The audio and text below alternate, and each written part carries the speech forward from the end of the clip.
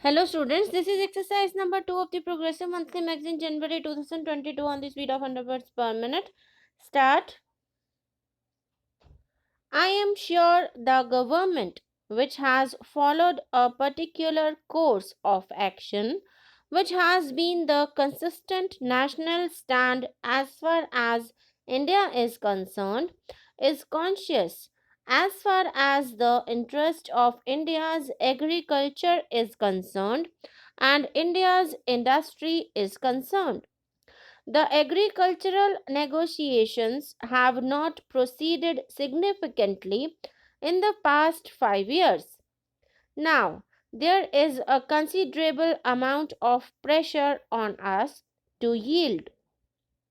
The Indian position, in short, has been that unless our agricultural farmer is really a sustenance farmer, he cannot compete with the subsidized farming as far as the United States is concerned, the European Union is concerned, and the other subsidizing nations are concerned. We must bear in mind that as far as these areas are concerned, nowhere in the world foreign policy and trade policy necessarily go together. Europe and United States are occasionally raised against each other as far as trade policy is concerned, though they may have the best of political and diplomatic relations with each other.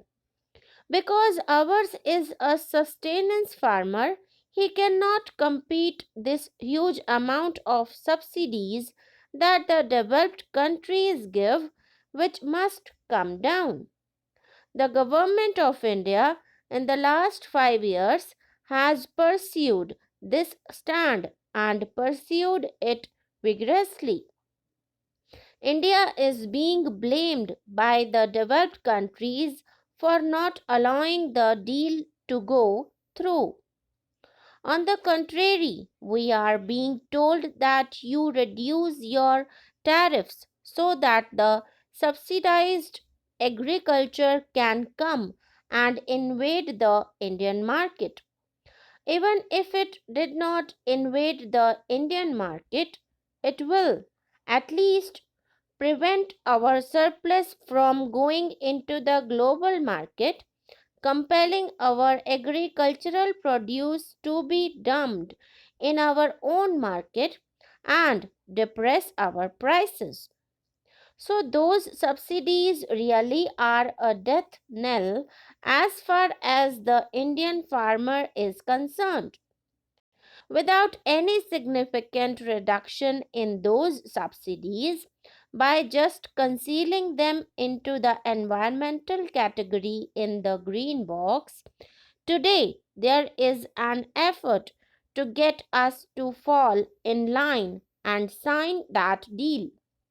I wish to caution this government that this is one area where the government would not yield and stand by what our conventional Indian position is.